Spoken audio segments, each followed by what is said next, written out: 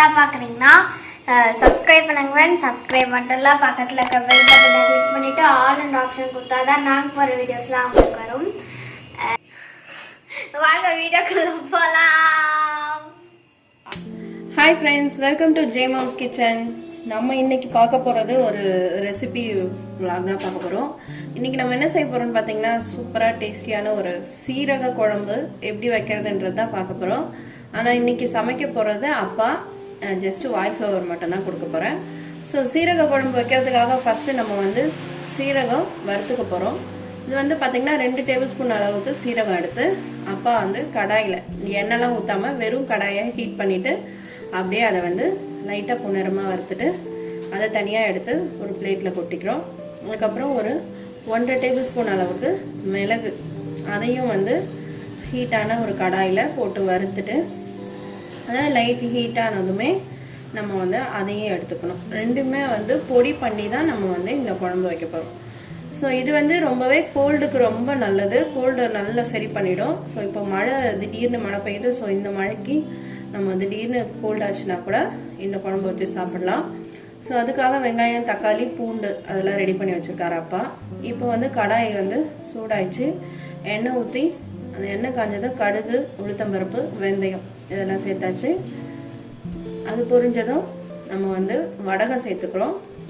வடகம் சேர்த்து வடகமும் வெடிச்சதும் பூண்டு நல்லா ஒரு 2 கைப்பிடி அளவுக்கு பூண்டு நல்லா, அது வந்து அப்பா நிறைய பூண்டு சேர்த்துருக்காரு. நீங்கள் வந்து பூண்டு ஃப்ளேவர் கம்மியாக தான் வேணும்னா நீங்கள் 1 கைப்பிடி அளவுக்கு போட்டால் கூட போதும். ஆனால் பூண்டு சேர்க்கறது அவ்வளோ டேஸ்டி, ஹெல்த்தியும் கூட. அதுக்கப்புறம் பார்த்தீங்கன்னா ஒரு 2 பெரிய வெங்காயம் சின்ன சின்னதாக கட் பண்ணி வச்சுருந்ததை சேர்த்துட்டு அதையும் நல்லா வதக்கலாம்.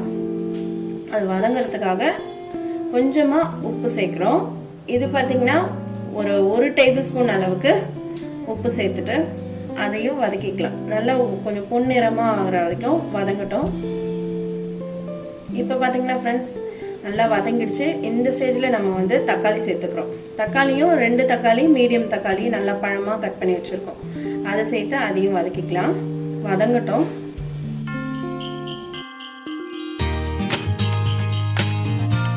ஸோ இப்போ வந்து ஒரு 1/2 டேபிள் ஸ்பூன் அளவுக்கு உப்பு சேர்த்துருக்கு. உப்பு சேர்த்து அதையும் நல்லா வதக்கிக்கலாம். வதங்கட்டும் நல்லா. இப்போ பார்த்தீங்கன்னா ஃப்ரெண்ட்ஸ் நல்லா தக்காளி வதங்கிடுச்சு. இந்த ஸ்டேஜில் நம்ம வந்து குழம்புக்கு தேவையான அளவு தண்ணி, நம்ம எவ்வளோ குழம்பு வைக்க போகிறோமோ அந்த லெவலுக்கு தண்ணி சேர்த்துக்க போகிறோம். இது வந்து 3.5 கிளாஸ் அளவுக்கு அப்பா தண்ணி சேர்த்துருக்காரு. நீங்கள் வந்து புளி தண்ணியும் சேர்ப்பீங்க நம்ம பட்சத்தில் நீங்கள் அதுக்கேற்ற மாதிரி பார்த்து உங்களுக்கு எவ்வளோ தேவையோ அந்த அளவுக்கு தண்ணி சேர்த்துக்குங்க. ஒரு 3 டேபிள் ஸ்பூன் அளவுக்கு மிளகாத்தூள் சேர்த்தாச்சு, குழம்பு மிளகாத்தூள். 1 டேபிள் ஸ்பூன் அளவுக்கு உப்பு சேர்த்துட்டு நல்லா மிக்ஸ் பண்ணி விட்டுறோம். இது நல்லா கொதிக்கட்டும். அதுக்குள்ளே வந்து இங்கே பார்த்தீங்கன்னா நம்ம மிளகு சீரகத்தை பொடி பண்ணியாச்சு. அதாவது வந்து குறைன்னு இல்லாமல் மழை இல்லாமல் ஒரு ஸ்டேஜ் இருக்கும் இல்லையா, அந்த ஸ்டேஜ் நம்ம வந்து மிளகு சீரகத்தை பொடி பண்ணி எடுத்துட்டோம் மிக்சர் ஜாரில் போட்டு. ஸோ இது வந்து பார்த்திங்கன்னா நல்லா குழம்பு கொதித்து வரும்போது இதை போட்டு இந்த தூள் போட்டு திரும்பவும் குழம்பு கொதிக்கணும். ஸோ அதுதான் இப்போ வந்து பார்த்திங்கன்னா நல்லா குழம்பு கொதிச்சிட்ருக்கு. இந்த ஸ்டேஜில் நம்ம வந்து புளி கரைச்சி அதை அதில் சேர்த்துக்கிறோம். புளி நல்லா கரைச்சி வச்சுருக்கிறத நம்ம வந்து திப்பி மட்டும் வடிகட்டி எடுத்துட்டு அந்த புளி தண்ணியை அதில் சேர்த்துக்கலாம்.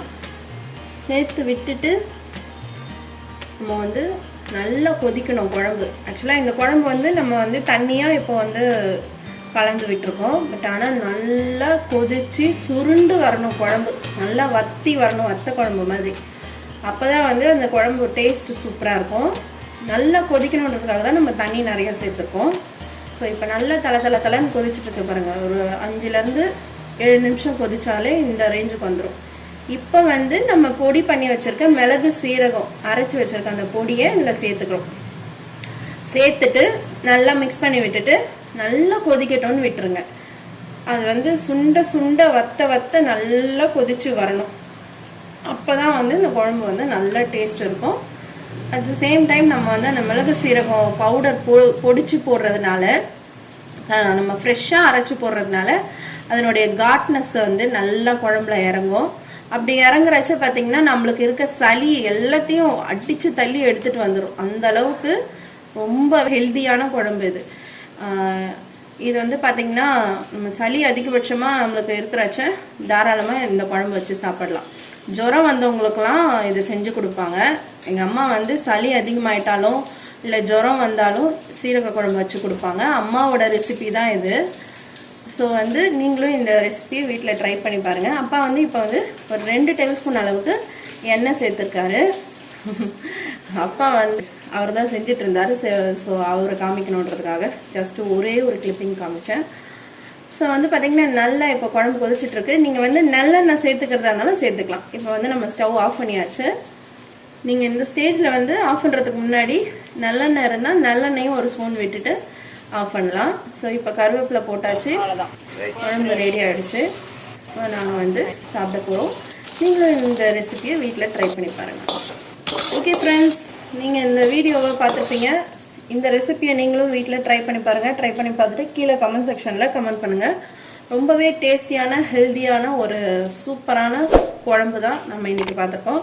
இது வந்து சாதத்துக்கு தான் பெரும்பாலும் சாப்பிடுவோம். பட் டிஃபனுக்கும் ரொம்பவே சூப்பராக இருக்கும். இட்லி தோசைக்கும் செம்ம டேஸ்டியாக இருக்கும் இந்த குழம்பு.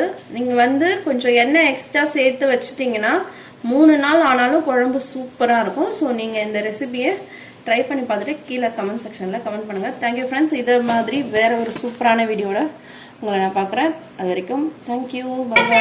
இந்த வீடியோ உங்களுக்கு பிடிச்சிருந்தா என்ன பண்ணணும்? லைக் பண்ணுங்க, ஷேர் பண்ணுங்க, கமெண்ட் பண்ணுங்க, மறக்காம சப்ஸ்கிரைப் பண்ணுங்க.